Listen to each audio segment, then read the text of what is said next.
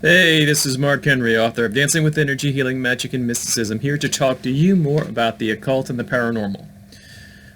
Well, today I'm going to be talking about a little bit of a different topic. I'm going to be talking about spirit guides as dark figures.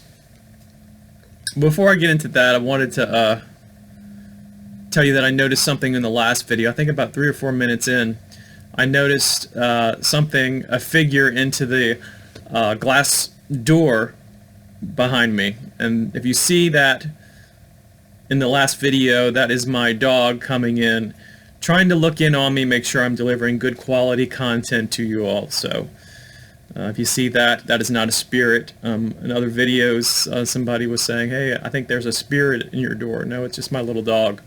So in any case, back to the content of the video. So I've done previous videos on spirit guides before, and you're more than welcome to check those out.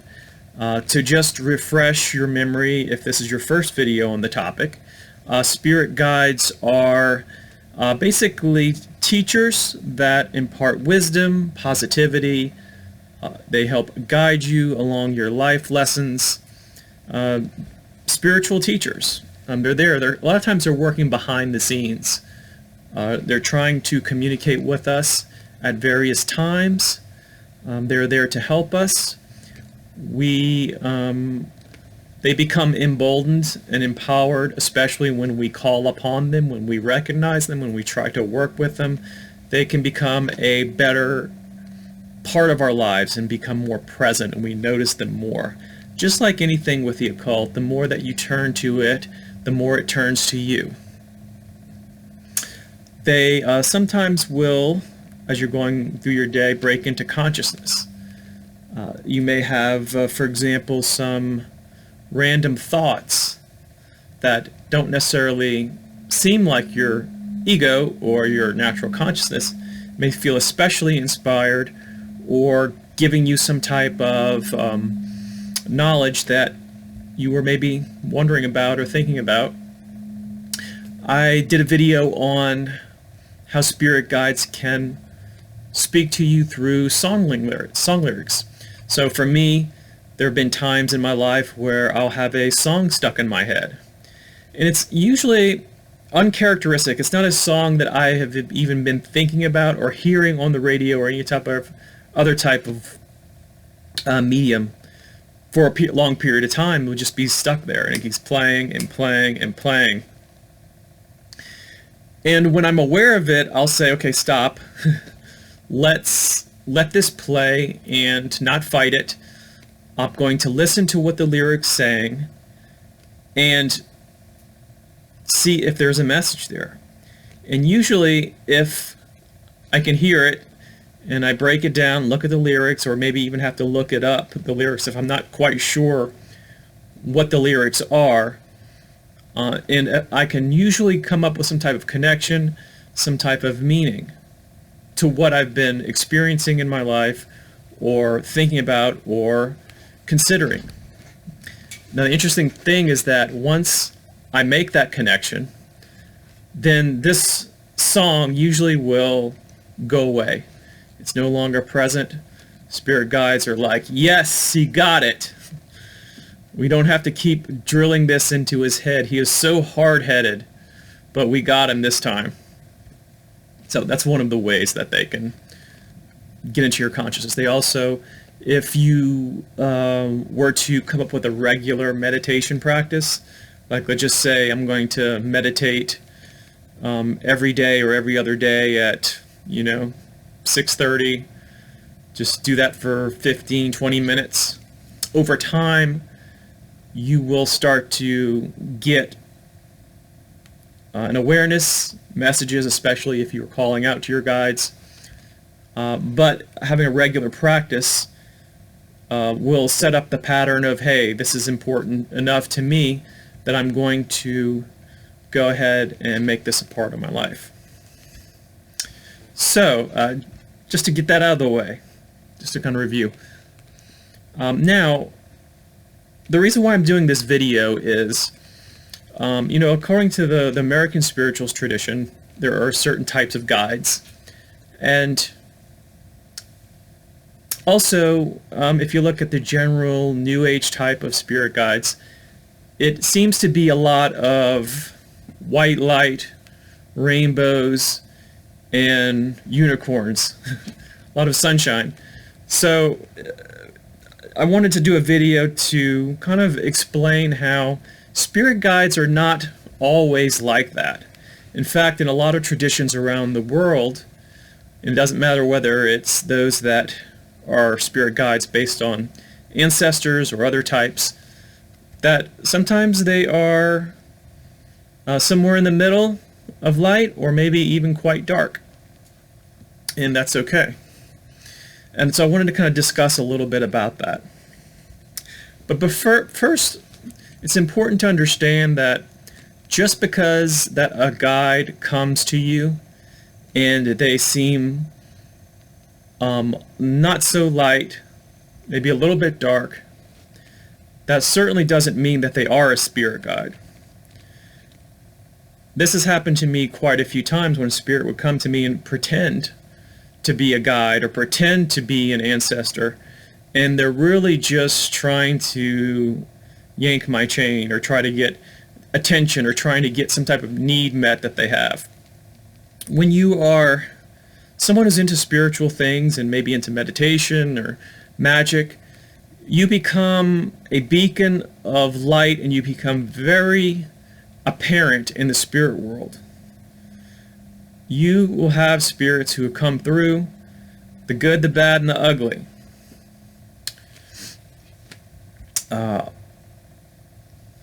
So what you're going to want to do is look for, is this particular guide, when they say something, does it ring true for you? Does it feel like they're telling the truth? If you're not sure over time, if you want to kind of communicate with them, see if there's inconsistencies in their message. Also, if you're somewhat sensitive, how do you really feel that they feel about you?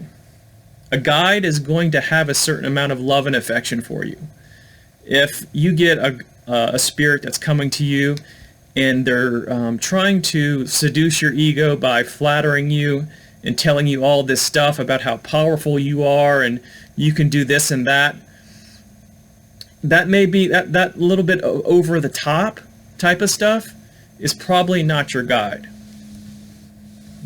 That is a spirit who is trying to mess with you and trying to maybe even get you on their side to work with you for their own purposes. So I'll give you kind of an example of some actual guides that I'm working with, and they are a little bit different than the latter.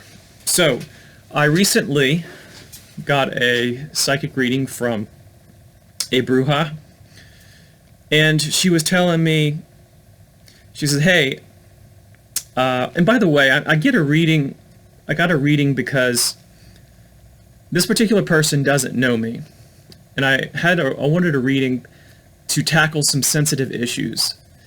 And although I can do the reading myself, there's a certain amount of bias that I have and maybe you have about your own issues, and that bias can potentially distort your perception of the reading. And in fact, I not only didn't want me to do the reading, although I know other people, friends and family who can do readings, I did not want them to do the readings either because of the sensitive issues that they themselves can maybe not completely perceive things or distort what it is that was coming through. That is always a potential reality. So I chose someone who doesn't know me, and that would be very objective, and things would be fairly clear, and they have a good reputation, which is always good whenever you are seeking someone for a reading. And she said, there's a gypsy lady around you, and she is a spirit guide. And this particular gypsy lady, she's a little bit of a wild one. She has a little bit of an erotic energy that she has been projecting a little bit of this towards you. She has this strong affection for you. She's here to help you go deeper into divination.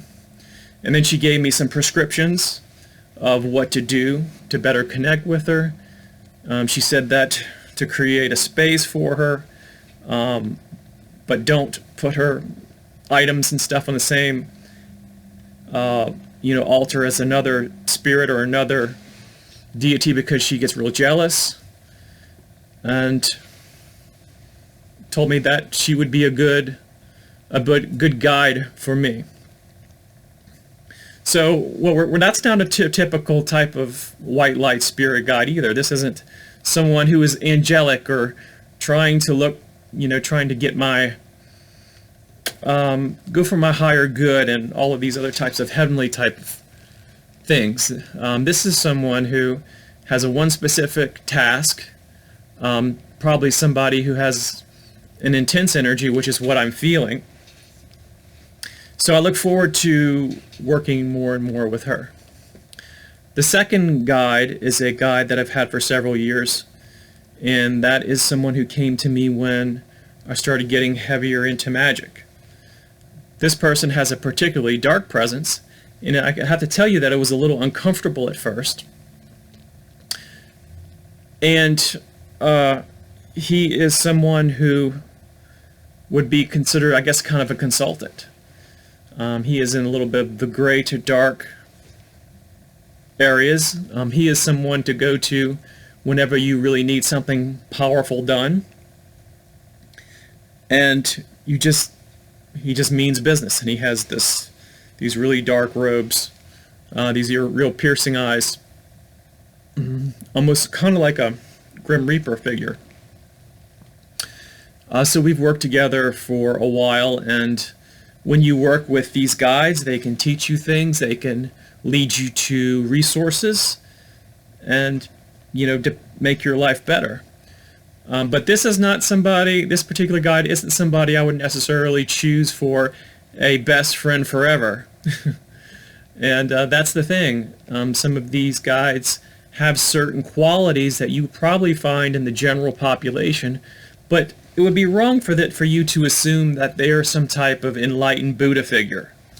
That's just not how all spirit guides work.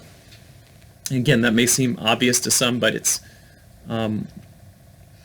not always apparent for certain practitioners in this particular art.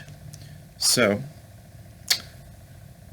that is about all I wanted to say about that, just to kind of raise awareness.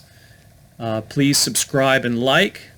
I intend to do a video on my Patreon in the near future about spirit guides and maybe how to connect with them a little more, give you a little more information.